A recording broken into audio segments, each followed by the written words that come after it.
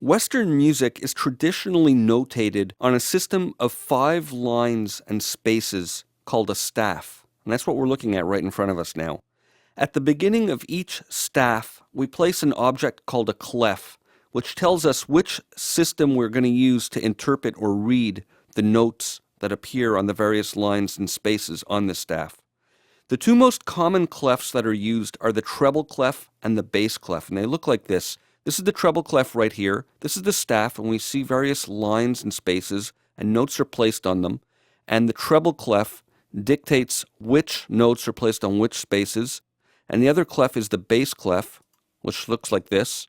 And the notes are identified differently depending on the clef. Now, the bass clef generally refers to the lower register of instruments, and the treble clef is used for the higher register or higher registered instruments. You'll remember in the last video we talked about middle C being roughly halfway across the piano keyboard. Well, the treble clef is generally used to notate musical notes that fall above middle C, and the bass clef is used to notate notes that fall below middle C. Now, when you put the two of them together, it'll look something like this, and it's called a grand staff. They're joined with a bracket at the end. Now, it's often used for piano music since it covers a wider range of notes than either a single treble or bass clef would. Most instruments don't have a range of 7 octaves like a piano and so don't need a grand staff. So it's the bracket connecting these two staves, the multiple of staff, that identifies it as a grand staff. Normally if you're notating music for, let's say, just a flute or a clarinet or a saxophone, you'd have only treble clef. And if you're notating music for, let's say, a lower ranged instrument like trombone or tuba, you would use just the bass clef. The staff represents two aspects of music at once, time and pitch. Time is represented on a staff horizontally. Time is occupied by either notes or rests, and it's read from left to right. So you see here these solid lines are rests. We're going to get into all that in more detail. But you read time from left to right, and time passes depending on the number of beats in the bar and the tempo being played. But we're going to get into all of that. Now the note pitches are represented vertically. So depending where they're spaced on the staff, higher notes are spaced higher up and they sound higher, and lower pitched notes are placed lower on the staff. So you read from left to right horizontally for time, and you read up and down vertically to determine which pitch you're going to be playing. Now notes can be placed on any of the lines or spaces on a staff, and when necessary they can be extended off of the staff by use of what's called a ledger line. So let me show you what that looks like. Here's middle C that we've spoken about, and it's notated right between the two staffs. And this little auxiliary or extra line through this note is what's called a ledger line. It extends beyond the 5 lines that are associated with the staff and the treble clef in this case. So here's another example of a ledger line where you have note that extends above the top of the treble clef, but it could easily extend below like this one, or it could extend above the bass clef or below the bass clef for really low instruments like a subtone on a tuba. Let's look at how the white notes on the piano keyboard are represented on a treble clef. I'm just going to switch to a little graphic here. And we can see here that the white notes are starting on middle C, the first ledger line below the treble clef. So that's a C natural, that's a D. And by the way, the term natural refers to a note that has neither a sharp nor a flat. So I could call that either D or D natural. And the next one is an E natural, an F on that first space. So you can see how this works. It's going stepwise up the notes on the piano and up the lines and spaces on the treble clef. That's a G, that's an A, that's a B, and that's a C. Now let's look at how the sharp notes are notated on the treble clef. And we have the same illustration here, but with the sharp notes. So there's that C natural, the middle C, but then the C sharp is notated as the same line and note as that, but with a little number sign in front. That indicates a sharp.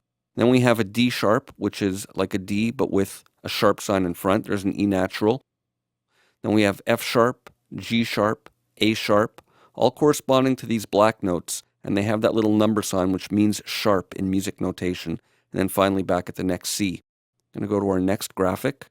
Let's look at what the flats look like now. And here we can see the flats again. We start with middle C right there, and then D flat points to that note that we previously saw as C sharp, but now it's notated as a D flat, and we see that little flat sign which looks kind of like a lowercase b. That's the standard way for notating a flat symbol in music notation. We have E flat, F natural, which falls there, and then G flat, A flat, B flat, and finally the C, which comes back to the next octave. So that's how flats are indicated. Now let's see what this all looks like in bass clef. And we'll see here the white notes. Now this looks similar to what we were looking at before in the treble clef, but they're on different lines and spaces. That's because the bass clef dictates that they're read differently than the treble clef. But basically there's the C natural, the D natural, E natural, F, and again it all moves stepwise up the lines and spaces as it does up the white notes on the piano. So that's how bass clef looks for the white notes. Let's look at the sharps. So C, C sharp. Again, the number sign indicates the sharp. D sharp. Then we have an E natural, and then the F sharp corresponding to that black note. G sharp corresponding to that. A sharp goes there. B natural, and then finally a C. So that's what these notes look like. Let's look at the same thing now with flats. So here's a similar graphic. We have C and then D flat, again notated with those little sideways looking small case B's. E flat, then we have the G flat, A flat, B flat, and then our ledger line, which brings us to middle C. All right, let's move on. You're probably wondering now, well, how do I know which line and space goes with which note? I'm glad you asked that. There's a mnemonic device or system of mnemonic devices for learning and memorizing the note names that go on each of the lines and spaces in both the treble and bass clef. And we're going to get to that now. And this is very important because it's the foundation of what reading and writing music is all about. Let's start with the treble clef, and we're going to look at the lines. Now, the little mnemonic device to memorize is every good boy deserves fun, or every good boy deserves fudge. I've heard both of them. But I've capitalized the first letter because that indicates which note goes on the lines. So that's E, G, B, D, F. Every good boy deserves fun. Now, there's no way around this. You just got to memorize it. This is really important. There are 4 things you got to memorize. The lines in treble clef, the spaces in treble clef, the lines in bass clef, and the spaces in bass clef. So there's 4 mnemonic devices. This is for the lines in treble clef. Every good boy deserves fun. Let's move on to the treble clef spaces. Face. It's an easy one to remember. F-A-C-E. F is the first space, A, C, and E. So if you put them both together, you're going to get E, F, G, A, B, C, D, E, F. And then when it comes to ledger lines, you just keep counting. G for the first space, A for the first ledger line, B first space above the first ledger line, etc. And the same thing going down. E is the first line, so below that is D.